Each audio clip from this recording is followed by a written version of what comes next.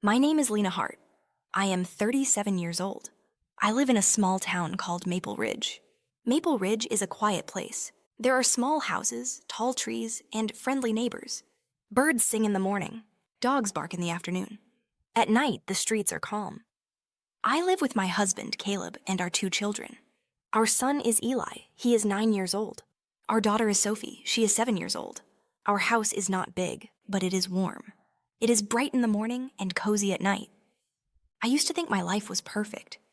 I used to think nothing would ever change. But life does change.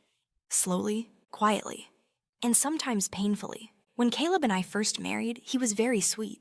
He smiled all the time. He made jokes. He hugged me every day. He left small notes for me on the table. Have a good day. I love you. You are my sunshine. He made pancakes every Sunday. Sometimes he burned them, but we still laughed. We took long walks by the river. We held hands. We talked about our dreams. Life felt soft and warm. When Eli was born, we were so happy. He was a quiet baby. He liked books and birds. He loved to sit in the window and watch the sky. 2 years later, Sophie was born. She loved to sing. She sang in the morning. She sang in the bath. She sang while eating cereal. Our house was full of sound and color. I stayed at home with the children. Caleb worked at an insurance office. He came home tired, but he always kissed the kids goodnight. Back then, I thought nothing could break us. But slowly, things changed. Caleb stopped smiling. He came home later. He said, I have more work. He said, I am busy. At first, I believed him, but then he stopped eating dinner with us. He stopped making pancakes. He stopped leaving notes. He sat on the sofa and stared at his phone. He went to bed early and faced the wall. I asked, Are you okay? He said, I'm fine, stop asking. His voice was cold. His eyes looked tired. He felt far away even when he was right next to me. I tried to be patient. I tried to smile. I tried to understand. But inside my heart, I felt something break. One day I was doing laundry. A small paper fell from Caleb's jacket. It was a hotel receipt. A hotel in a city 3 hours away. It said, Guest C. Harlan and Miss Janelle. My hands shook. My chest felt tight. I could not breathe for a moment. Who was Miss Janelle? Why was she with my husband? That night, Caleb came home late again. I held the paper and asked softly, Caleb, what is this? He looked angry. He said, It's work, a team trip. Stop thinking crazy things. But his voice was too sharp. His face was too hard. I didn't believe him, but I didn't fight. Eli and Sophie were sleeping. I didn't want them to hear. I just said, okay, and walked away. But inside, my heart was crying. The next weeks were very hard for me. I still made breakfast. I still packed school lunches. I still smiled at other parents. I still helped with homework. But I felt empty. At night, when the kids slept, I cried quietly. I cried in the kitchen. I cried in the shower. I cried alone in the dark. I missed Caleb. I missed the man I married. I missed his smile. I missed his warm eyes. But he was like a stranger now. He didn't ask about my day. He didn't touch my hand. He didn't look at me. I felt invisible. One afternoon, I went to the grocery store. There, near the apples, I saw someone I knew long ago. His name was Aaron Miles. We went to high school together. He smiled the moment he saw me. Lena, is that really you? I smiled a little. Yes, it's me. He looked kind. He looked safe. He asked, How are you? I wanted to say, I'm fine. But the truth slipped out. I don't know. Aaron didn't laugh. He didn't judge. He didn't ask for details. He just said, If you ever need someone to talk to, I'm here. His words felt warm, kind, gentle. After that day, I thought about his kindness a lot. A few days later, I went to a cafe. I was alone. Aaron was there. He smiled and waved. I sat with him. We talked about simple things, the weather, books, growing up in Maple Ridge, fun memories from school. Nothing secret, nothing wrong, just 2 people talking. And for the first time in weeks, I felt light. I felt seen. I felt human again. We started meeting once a week, sometimes at the park, sometimes at the cafe. He never asked about Caleb. He never made me uncomfortable. He just listened. He just cared. And that helped my heart breathe. One evening, Caleb came home early. He picked up my phone. He saw a simple message from Aaron. I hope today felt a little better. Caleb's face changed. He was angry. He was loud. Who is this man? Are you cheating? I stood there, shaking. But I didn't hide anything. No, I said. I just needed someone to talk to. You were never here. He stared at me for a long time. Then something inside him broke. His voice got quiet. I didn't know you were hurting. I whispered back. You didn't see me. You didn't ask. For the first time in years, we talked. Really talked. It was hard. It hurt. But it was honest. And honesty can change things. After that night, Caleb tried to be different. He came home earlier.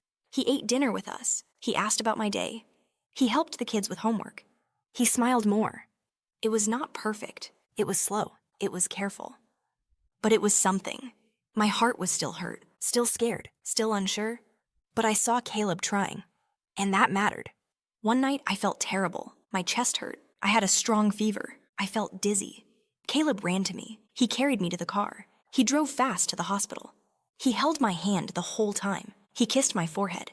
He whispered, "Please be okay. Please, don't leave me." He looked so afraid. He cried quietly. The doctor said it was a chest infection. I would be okay. But something inside me changed in that hospital room. I saw love in Caleb's eyes again. Real love.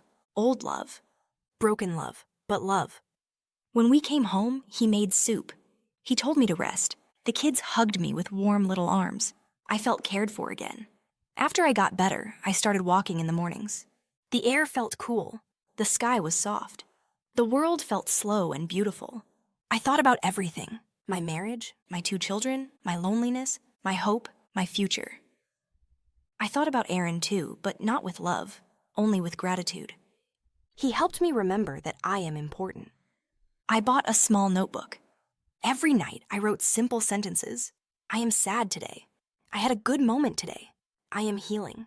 I am tired. I feel a little stronger. Writing helped me breathe. One evening, when the kids went to bed, I sat with Caleb on the porch. The sky was purple. The air was soft. It felt like a safe moment. I said, "We need to talk honestly." He nodded. I asked, "Do you want this marriage because you love me or because you are scared to lose our family?" He took a long breath. Then he said, "I want you. I love you. I want to be better." I whispered, "Don't just try, mean it." He looked into my eyes and said, "I mean it." And for the first time, I believed him a little, just a little. But that was enough to start again. After that day, we took small steps. We ate breakfast together. We walked around the block. We talked about the kids. We sat on the sofa at night and watched simple shows. Caleb helped more. He cleaned dishes. He folded laundry. He fixed the broken porch light. He hugged the kids more often. We were not perfect. We still argued sometimes. I still felt sad sometimes. But the sadness was not as deep, not as heavy. Something new was growing. Slowly, quietly, gently. One Friday, Caleb said, "Get your coat, just you." We drove to the river. The sun was going down. The water was soft and gold. He put a blanket under a big willow tree. He brought sandwiches, tea, and a small lantern. We sat together in the warm light. He said, "Thank you for giving us another chance." I didn't say I forgave him. I didn't say everything was fixed. I just smiled a little. And that small smile meant hope. Life is not perfect now, but it is better. We talk more. We listen more.